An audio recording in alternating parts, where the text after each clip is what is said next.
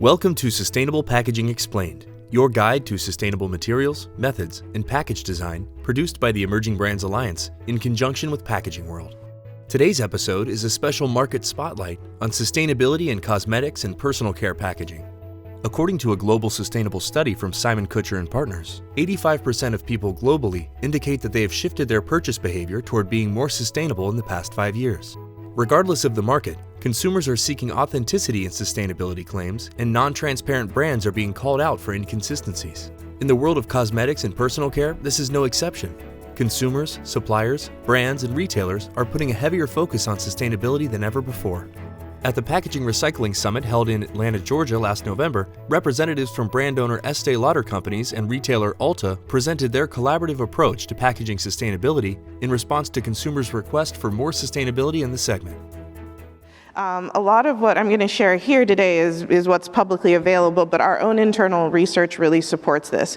One, we're seeing that guests expect companies to be responsible for protecting the environment, companies and government.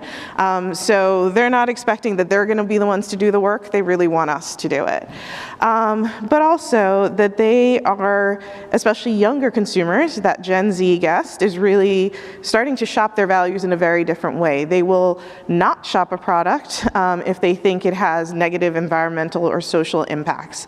So that's really, I think, a big wake-up call for us as an industry for who the new consumer is as they grow up.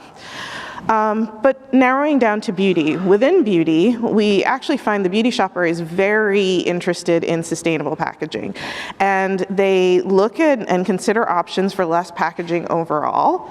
But even more importantly, they've gone out of their way to buy environmentally friendly packaging. And this really, again, shapes why sustainable packaging was such a critical one of the pillars we had to establish when we set up Conscious Beauty at Ulta Beauty.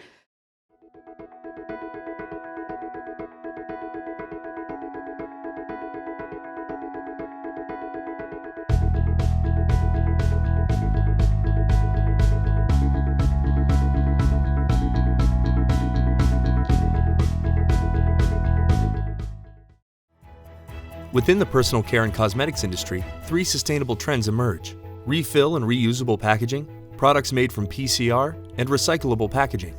Many times, recyclable materials can be used to create new packaging, and many brands have begun to reduce the amount of virgin plastic used in packaging. Other times, recyclable materials are used so that consumers can recycle the package after use. Within cosmetics, that isn't always possible due to the constraints on cosmetics packaging that require specific materials for the functionality and preservation of ingredients. In that case, a refill or reusable package can help minimize packaging waste by allowing customers to refill their existing containers. We have been translating some of these learnings into what we call our packaging sustainability guidelines, which are truly priorities that help our teams like design, marketing, and packaging development, as well as that help shape our conversations with suppliers and other organizations that are helping us transform our packaging and that are helping us redesign our packaging with sustainability in mind.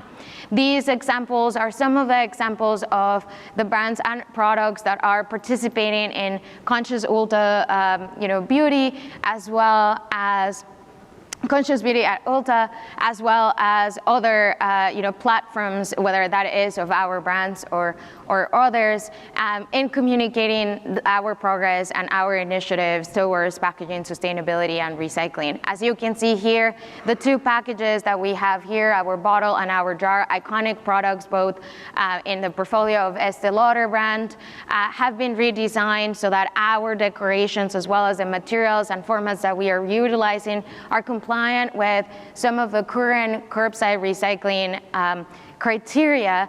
And as well, we have engaged in life cycle thinking so that as we are transforming these formats and transforming these materials, that we keep some of these benefits going beyond just achieving an end of life.